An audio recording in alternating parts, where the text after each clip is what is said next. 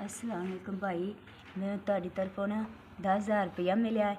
मैं मजदूर हाँ, मेरे 3 बच्चे ने, इन्होंने मैं स्कूल पाया। अल्लाह पाक तुहाडी तंदुरुस्ती दे, जिंदगी दे, जे लम्मी उम्र करे, जे रहिंदी दुनिया तक रहो, अपने बच्चों के सिर ते सदा सलामत रहो। तुहाडे बच्चों की भी तंदुरुस्ती रब दे, जिंदगी दे जी।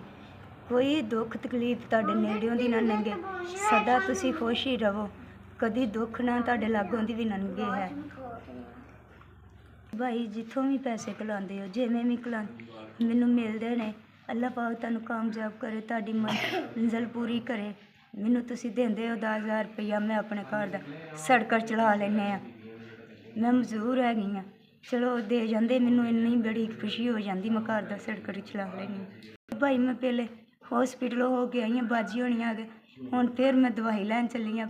भैन आई है भाई, ਉਹਦੇ ਨਾਲ मैं दवाई लैन जाना। फिर मैनू कहते ने टीवी का मसला, भाई मैं लैके भी आई हाँ। मैनू फिर तुहाडे पैसे मिले ने भाजी, मैनू कोई हौसला आया है, मैं अपनी दवाई लै लाँगी, अपना इलाज करा लाँगी। मेरे छोटे छोटे 3 बच्चे ने, लत्तों मैं मुहताज हाँ। तुहाडी तंदुरुस्ती जिंदगी दे, जे लम्मी उम्र करे।